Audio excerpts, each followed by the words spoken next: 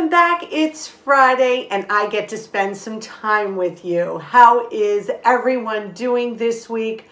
I hope this week was wonderful for you.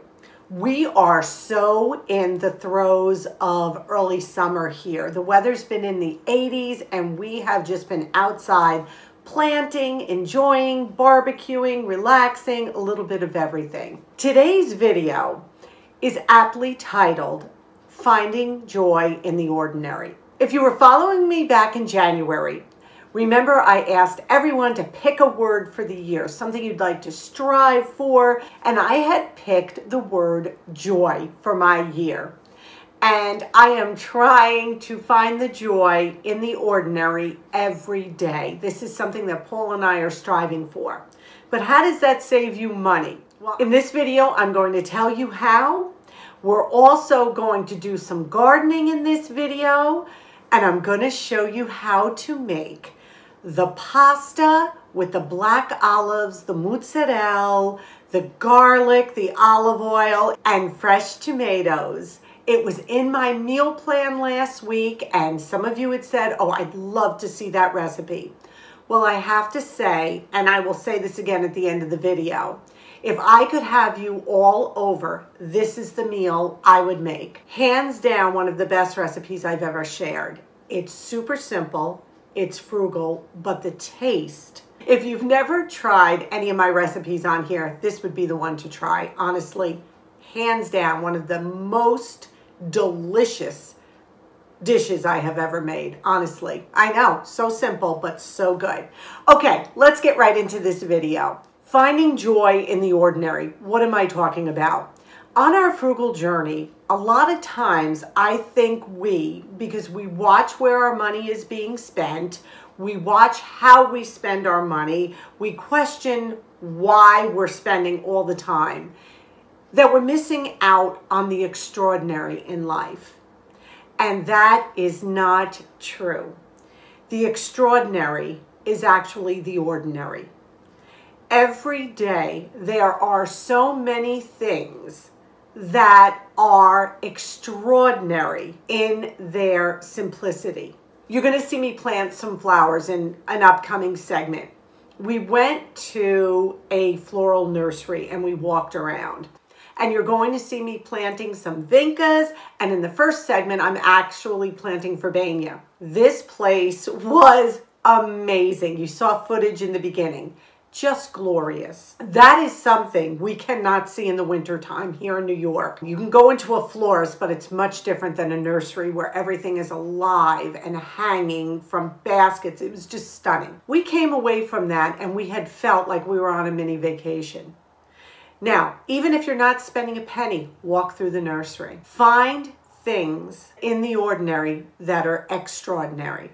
When we think back over time, memories I will recall that are extraordinary to me right now are probably an average Sunday dinner with my family all around the table when I was younger. Yes, the trip to Disney World that we went on with my folks was absolutely amazing. But if I have to recall one memory that I would like to revisit, it would be sitting around with my grandmother there and my mom and dad and all my brothers, and just having them and having a regular meal together. Every day we need to stop and look at not where we can take our money to buy these memories. These extraordinary memories cannot be purchased.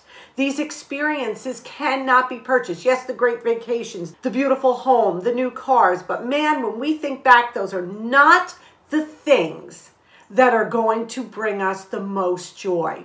It was the simple things we do. Paul and I were talking the other day. One of the best memories we have of this year was his no-spend birthday, right? We went to Dunkin' Donuts with a gift card. We went to the Hudson River and got to see it frozen. We cooked food that we had at home. It was a wonderful day.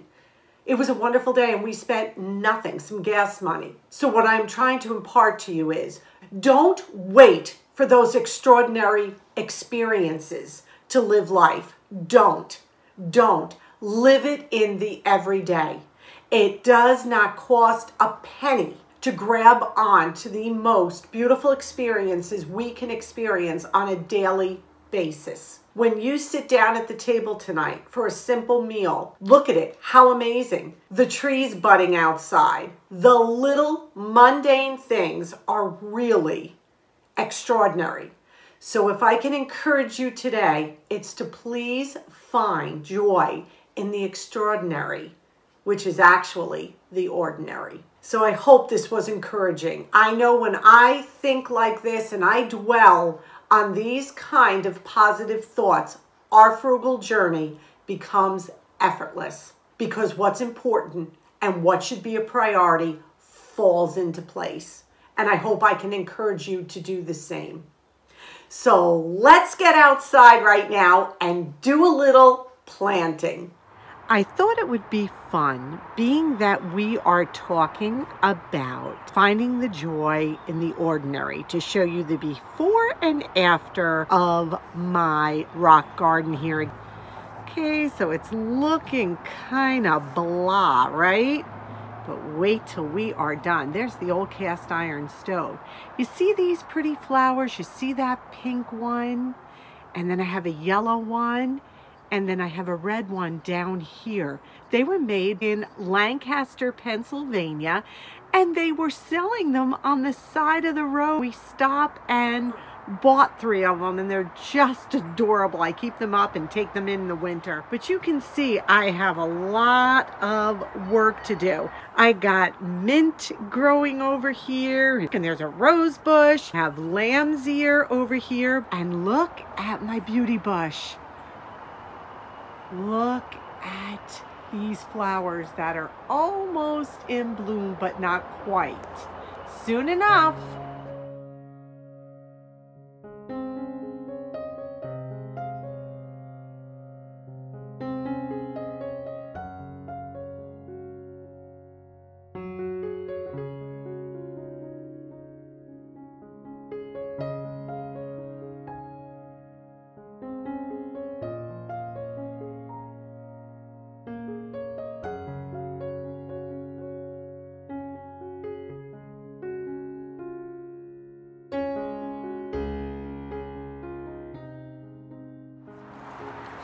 So Paul is just adding compost to the rock garden. Mulch, you want to see inside there? Yeah, that's what we have it a is. whole big composter we use, and we take all our scraps. Then I dig up some dirt out of the woods and add it to it. Look at the color of that. Put a little bit of nutrients back in the soil. The compost here, when you put it down like this, when it rains, it just drags the nutrients down into the soil, into the roots. So you're not going to really burn the roots out, because you're not putting it directly on the root. So perfect. This works out great. Those of you who compost know exactly what we're talking about. It's free fertilizer. Look at my chicks and hens. Oh my goodness, my niece Laura gave me like 2 many years ago. At least I think it was Laura. I hope it's Laura. And look at them now. They're just so beautiful. Oh my goodness, I can't tell you how much I love them. Like everything we do, we're pretty simple folks. Vincas is what I'm planting in my rock garden here. One of the hardiest, easiest to grow flowers ever. They like rocky soil, which our soil here in New York is extremely rocky. And it's just an easy, beautiful plant. And I'll show you as the summer progresses how big they get and how gorgeous they look. But for this little rock garden, we're just going to put some vincas in. On a side note, I am so happy I am a saver. When I get monetary gifts for like Christmas or my birthday, I never just spend them right away.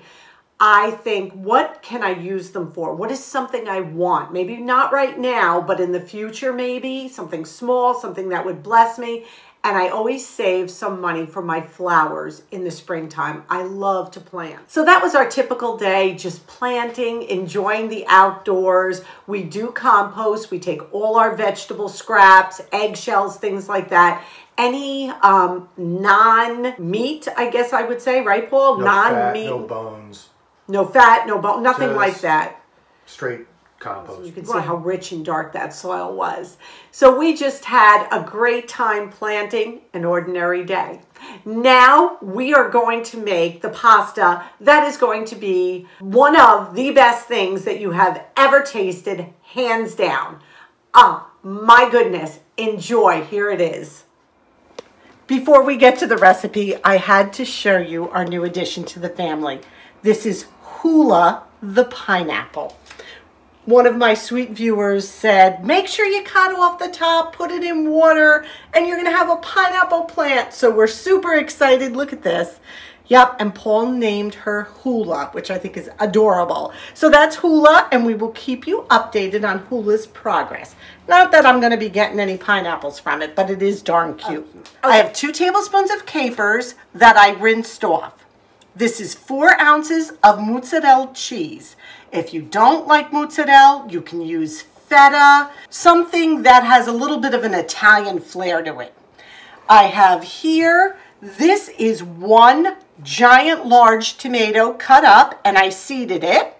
And then here I have a 1/2 cup of Kalamata and black olives. You can use all Kalamata, or you can use all just plain black olives. And I slice them into little pieces, you see? Can you see that? There you go. That's basically it. You're gonna need a little olive oil, and you're going to need a little fresh garlic. And I think I'm gonna grab a little basil too from the freezer, and we're gonna add that. So this is going to be a rustic, delicious pasta recipe, perfect for summer when the fresh tomatoes come out. So good. I put the pot on to boil. As soon as that boils, we're going to add our pasta. Now I'm going to take the olives, the tomatoes, the mozzarella, and the capers, and I'm going to mix them all together. Look at the color of this Pyrex. Oh, love that yellow. Did I ever tell you guys that yellow is my favorite color? Even my house is yellow. Okay, so we're going to take the 1/2 cup of olives. We're going to take the giant tomato. Ooh, missed 2 olives in there. The mozzarella, and the capers. So I mix this all together, and now what I'm going to do is just cover it and put it into the refrigerator until the pasta is done, and then I'll show you what we're going to do with it. I have my pan heated, and I'm going to add, look at the color of that olive oil. See that green? That's the color you want. 1, 2, 3, I'm going to do 4. Now to that, I'm going to put my heat on medium. I am going to add 1 clove of minced garlic. You can definitely add more. You know I always link the original recipe down in my description box. So I'm going to lower this. You do not want to burn this garlic because it will turn bitter. Okay, I can smell that. It smells wonderful. I'm going to keep doing it. Maybe 25 seconds. That's about it. Okay, I'm going to turn the heat off, and I'm going to let it set for a minute. So I have my pasta boiling right here. I did use bocconcini, which is basically a thick spaghetti, but you can use whatever you want. We're going to come back to this pan here. I took it off the heat. Once I could smell the garlic, I let it cook for maybe, like I said, 25 seconds more. Now I had some frozen basil that I am going to add to this. You can use dry if you don't have fresh, frozen, whatever. But remember, if you're using dry basil, it's definitely going to have a stronger taste. And you can see even off of the heat, this oil is so hot, it's still cooking. And I just want to wilt that basil, and that's exactly what I did. So I drained my pasta. Now I just put this back on low. And I'm taking my pasta and I'm going to coat it with this olive oil, garlic, and basil mixture. Now we're going to take this wonderful medley of tomatoes and cheese and olives, and we are going to incorporate this. And you see how easy this is. This looks wonderful. And you can see that mozzarella is getting soft. And we're just going to heat this through. That's all we're doing. The pasta's hot. The olive oil's hot. We got it on low. And we're cooking it for maybe a minute or 2. I wish I could literally have you all over here for dinner, because this is what I would make you. And you put a little Parmigiana on top. Oh my goodness.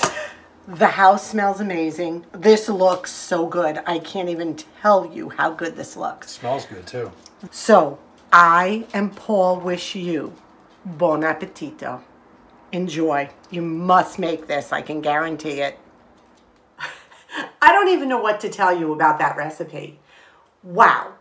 Now I will give you a hint. If you use mozzarella, like I said, you could use feta, you can use any kind of cheese you would like, but I would go with either a feta or a mozzarella. If you use the fresh mozzarella, make sure you cut it small in about 1/4 inch pieces, because when they melt, if they're too big, they can get a little gloppy, and you don't want to do that. So you want little tiny 1/4 inch pieces. So that's just a helpful hint. I will link the actual recipe down below. The olives, the capers, the tomato, the flavors that melded together in this recipe were above and beyond. And let me know if you make it. I would love to hear. Well, I thank you for spending a day with us as we planted, as we reflected, and we cooked, and we just got to be with you. That is one of the highlights of our lives, honestly. If you enjoyed this video, please give it a big thumbs up. Subscribe if you haven't. If you are not seeing my videos in your notification feed, please click on that notification bell. Very important, you click and hold and go to all, so whenever we do a new video, you get to see it. Don't forget to watch an ad or two if you have a little bit of time. It does help us so much.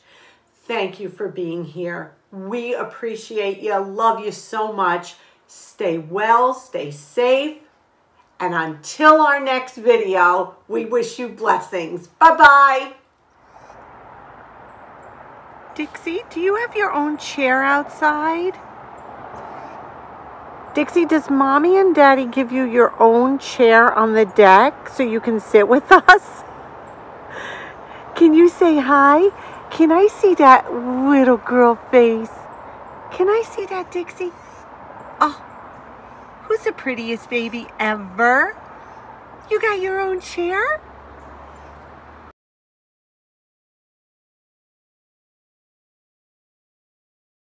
Not kidding. So if you've never tried any of my restaurants,